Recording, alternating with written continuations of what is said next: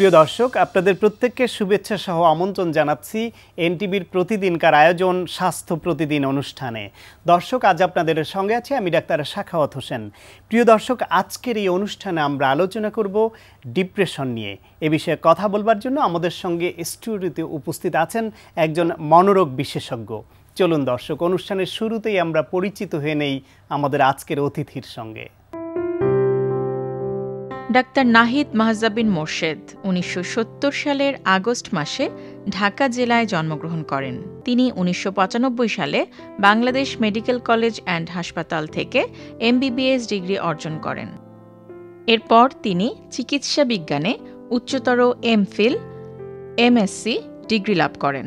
বর্তমানে তিনি বঙ্গবন্ধু শেখ মুজিব মেডিকেল বিশ্ববিদ্যালয়ের মনোরোগ বিদ্যা বিভাগের সহযোগী অধ্যাপক হিসেবে কর্মরত আছেন।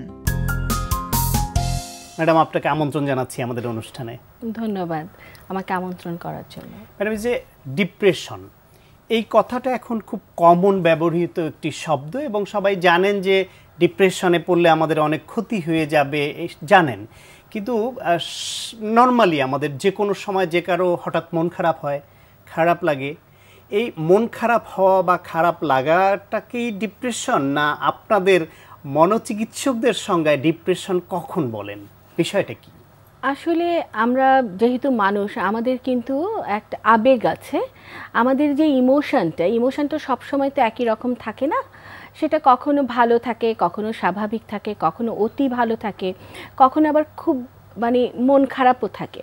আসলে নর্মালি আমরা যেভাবে বলি না যে আমি ডিপ্রেসড, আমার ভালো লাগছে না, আমি বিষণ্ণতায় আছি, এটা কিন্তু আমাদের আবেগের একটা খুব সাধারণ একটা অংশ। এটা রোগের পর্যায়ে না। যে কোনো কিছু যদি মনের মতো না ঘটে, মনের প্রতিবন্ধকতা সৃষ্টি করে, তাহলে কিন্তু মন খারাপটা খুব স্বাভাবিক। খারাপ না হওয়াটাই বরঞ্চ তখন অস্বাভাবিক। মানুষ হলে এগুলি থাকতেই হবে। মানুষ হলে যে আমাদের যে মানবিক যে আবেগ আছে, আবেগের যে উঠানামা তারতম্য আছে, সমস্তটাই থাকবেই এবং থাকাটাই স্বাভাবিক। কিন্তু ডিপ্রেশন হচ্ছে রোগ হিসাবে তখনই বলি আমরা যখন তার এই মন খারাপটা একেবারে স্বাভাবিকের চেয়ে ২-৩ দিন থাকাটা খুব স্বাভাবিক। অনেক সময় কেউ মারা গেলে মাসখানেক মন খারাপ থাকে।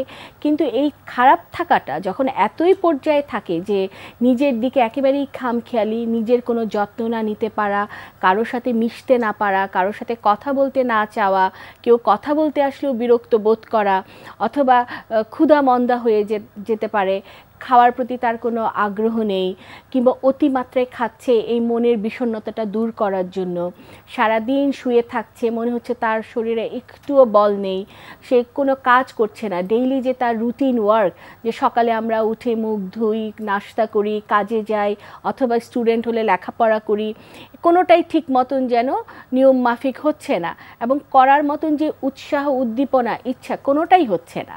অনেকে দেখা গেল যে নিয়মিত চাকরির ক্ষেত্রে সে অ্যাবসেন্ট করছে, ছোট বাচ্চা হলে সে স্কুলে যেতে চাচ্ছে না, কলেজে যেতে চাচ্ছে না, নিয়মিত তার যে লেখাপড়া সেটাও সে করতে পারছে না, এবং কোনো কিছুতেই তার মনোনিবেশ হচ্ছে না, ভালো লাগছে না।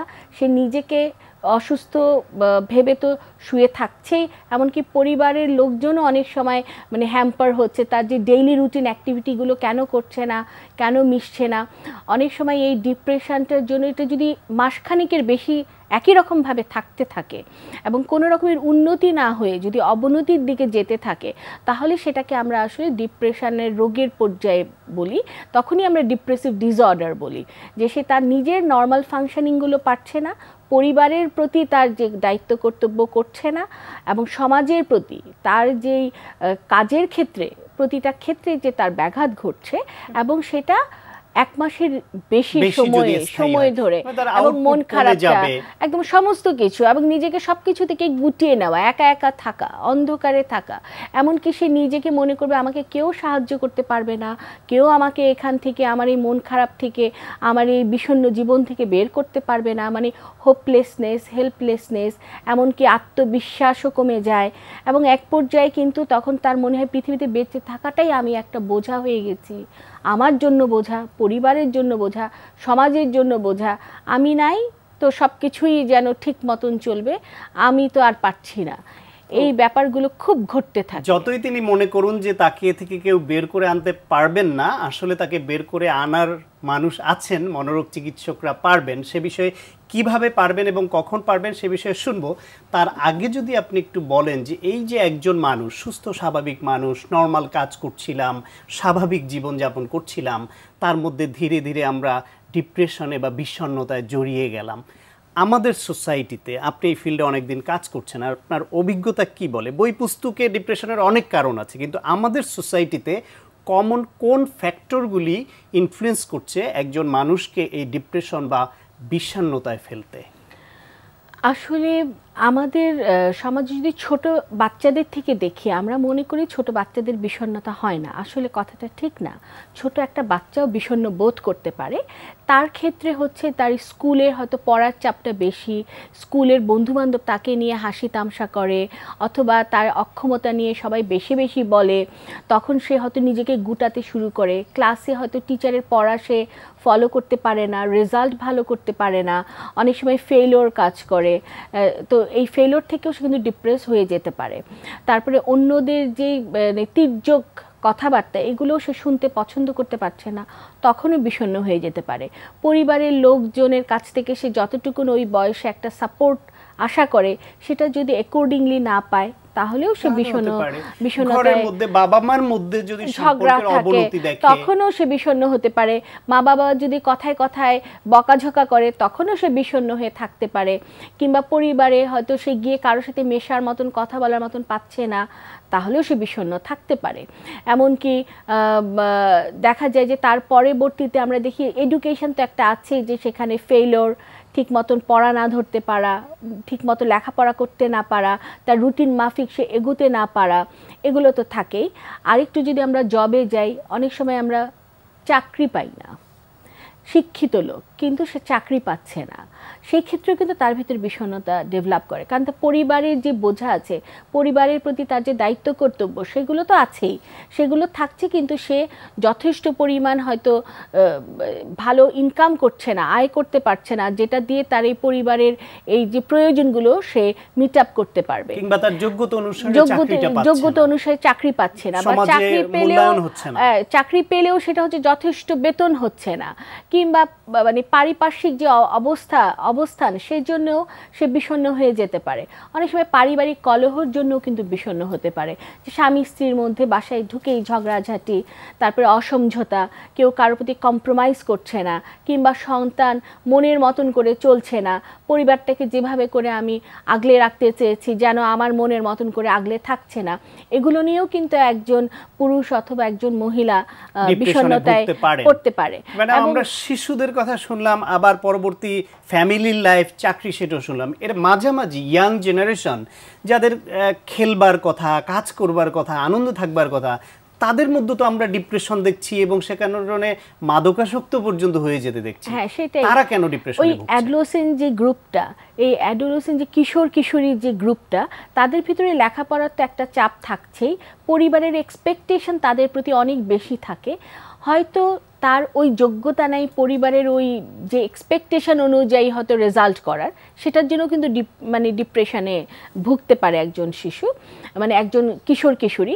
তাছাড়া তার যে বয়সন্ধিকাল, যে একটা তার যে ফিজিক্যাল চেঞ্জ হচ্ছে, তার হরমোনাল চেঞ্জ হচ্ছে, পারিপার্শ্বিক জিনিসগুলো বদলে যাচ্ছে, এটার জন্য কিন্তু অনেক সময় কি হচ্ছে, কেন হচ্ছে, যদি আনসারগুলো না পায়, তখনও কিন্তু সে ডিপ্রেশনে এই কারণে সে ভুগতে পারে।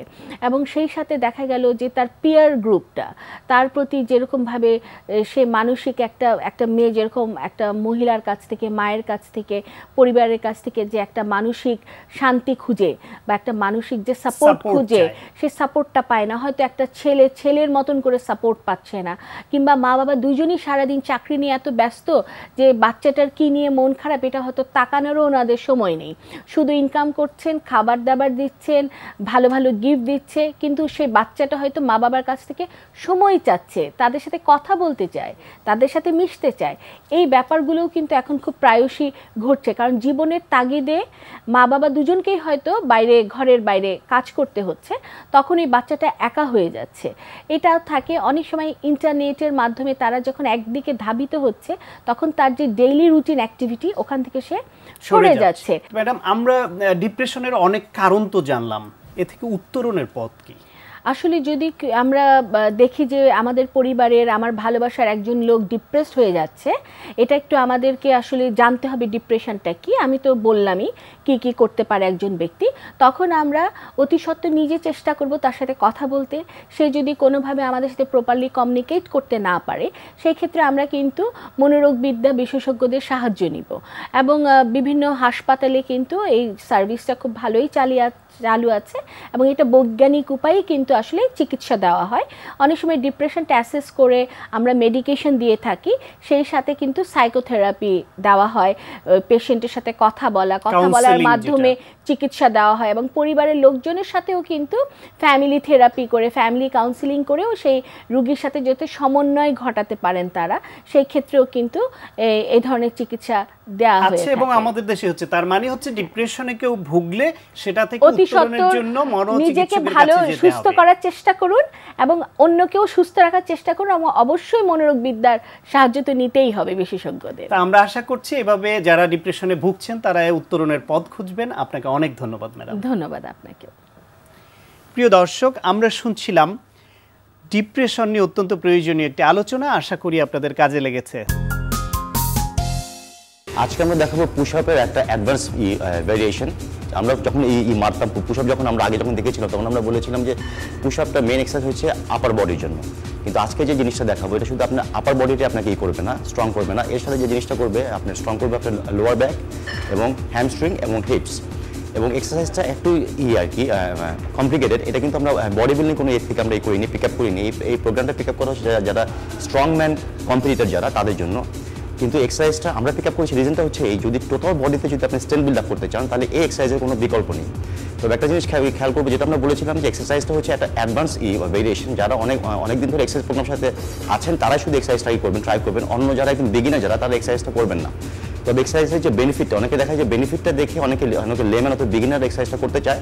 তবে আমি বলবো যে কখনোই আপনারা জিনিসটা করবেন না, যখন অ্যাডভান্স লেভেলে যাবেন তখনই শুধু করবেন।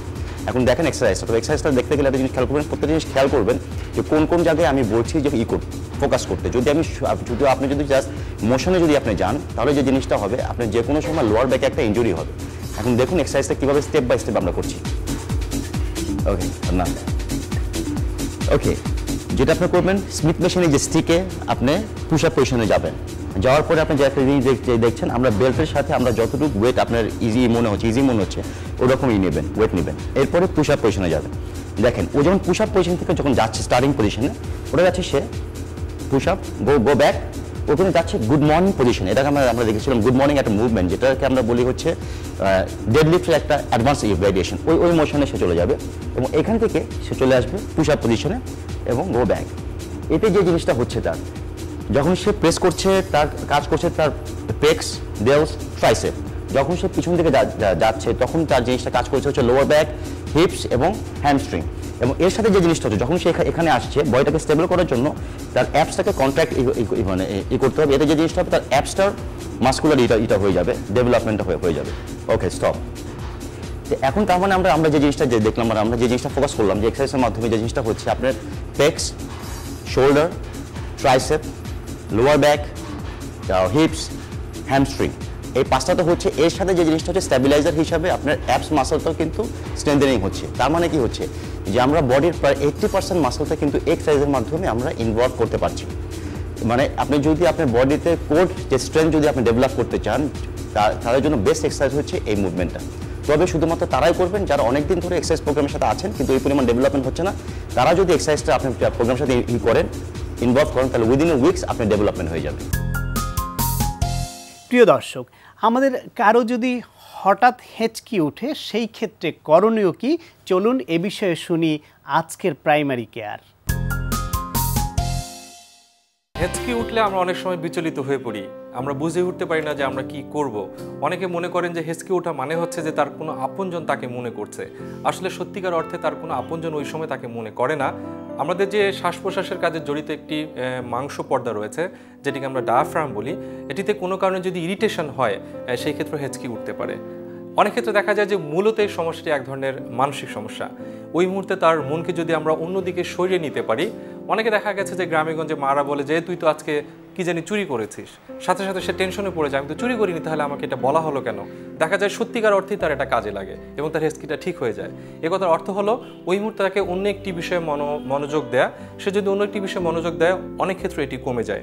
এছাড়া কিছু অ্যাসিডিটির ওষুধ আছে, বমি নিরোধক কিছু ট্যাবলেট আছে যেগুলো খেলে কিন্তু অনেক সময় এই জিনিসটি কমে যেতে পারে। এছাড়া আমরা পানি খেতে পারি, ঠান্ডা পানি যদি খাই সেক্ষেত্রে একটি ভালো কাজে যেতে পারে এবং তার কাজই হচ্ছে মূলত সে আসলে অন্য একটি কাজে নিজেকে নিয়োজিত রাখবে, পাশাপাশি অ্যাসিডিটি কমানোর যে ওষুধগুলো আছে, বমি কমানোর যে ওষুধগুলো আছে সেটির ব্যবস্থা নেবে। আবার কিছু জিনিস আছে, যেমন অনেক সময় আমরা বলি যে সে যদি একটি পলিথিনের ব্যাগের মধ্যে মুখ ঢুকিয়ে তার শ্বাসটি নেয় এবং ওই বাতাসটি আবার গ্রহণ করে, সেক্ষেত্রেও কিন্তু অনেক সময় এই সমস্যাটি দ্রুত ভালো হয়ে যায়। তবে কারো যদি প্রায় সময় এই ধরনের রোগে আক্রান্ত হয়, অবশ্যই নিজে নিজে চিন্তা না করে একজন বিশেষজ্ঞ চিকিৎসককে দেখিয়ে তার এই হেঁচকির সমস্যার সমাধান করা উচিত। প্রিয় দর্শক, এখন আপনাদের জন্য রয়েছে স্বাস্থ্য প্রতিদিন আজকের হেলথ টিপস। মন চায় শান্তি আর দেহ চায় শ্রম, তাই মনের উপর হাজারো টেনশন চাপিয়ে না দিয়ে শরীরটাকে কাজ দিন। এ অনুষ্ঠান সম্পর্কে আপনাদের যে কোনো মতামত বা পরামর্শ থাকলে অবশ্যই লিখে পাঠাবেন এই ঠিকানায়। প্রযোজক স্বাস্থ্য প্রতিদিন, এনটিভি, বিএসসি ভবন, 7 তলা, 102 কাজী নজরুল ইসলাম এভিনিউ, কারণ বাজার, ঢাকা 1215। ফ্যাক্স 914338 থেকে 7 পর্যন্ত, অথবা ইমেল করুন স্বাস্থ্যপ্রতিদিন@ntvpd.com এই ঠিকানায়। প্রিয় দর্শক, স্বাস্থ্য প্রতিদিনের আগামী পর্বে আপনাদের জন্য যা রয়েছে, ব্রঙ্কিয়াল অ্যাজমা হলো শ্বাসনালীর প্রদাহ এবং এই কারণে যে শ্বাসকষ্টটা হয় সেটা ব্রঙ্কিয়াল অ্যাজমা। আর কার্ডিয়াক অ্যাজমা হলো অ্যাকিউট লেফট ভেন্ট্রিকুলার ফেলিওর, হার্টের কারণে হয়। দুইটা সিস্টেমের জন্য হয়, একটা হার্টের জন্য কার্ডিয়াক অ্যাজমা আর ব্রঙ্কাসের জন্য ব্রঙ্কিয়াল অ্যাজমা, শ্বাসনালীর জন্য ব্রঙ্কিয়াল অ্যাজমা। লক্ষণগুলো কিভাবে প্রকাশ পাবে? আচ্ছা, এখন ব্রঙ্কিয়াল অ্যাজমা যেটা নিয়ে আজকে আমাদের মুখ্য উদ্দেশ্য বলা, সেটা হলো প্রথমেই রোগীর হবে যে শ্বাসকষ্ট থাকে। শ্বাসকষ্ট এটা দুই রকম আছে, একটা হতে পারে হঠাৎ করে বেশি শ্বাসকষ্ট, আর হতে পারে কিছু কিছু শ্বাসকষ্ট তার সাথে শুকনা কাশি থাকে। এবং এটা সাধারণত পরিবেশের কারণে এবং আবহাওয়ার পরিবর্তনের কারণে, ভাইরাল ইনফেকশনের কারণে, কিছু কিছু খাবার কারণে এই অ্যাজমাটা সাধারণত হয়।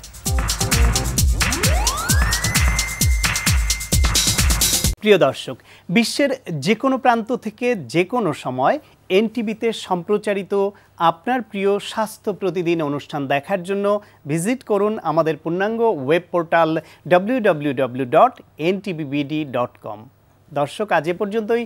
সবাই ভালো থাকুন, সুস্থ থাকুন এবং অবশ্যই নিরাপদে থাকুন। দেখা হবে আগামীকাল ঠিক একই সময়ে নতুন কোনো অতিথি নিয়ে।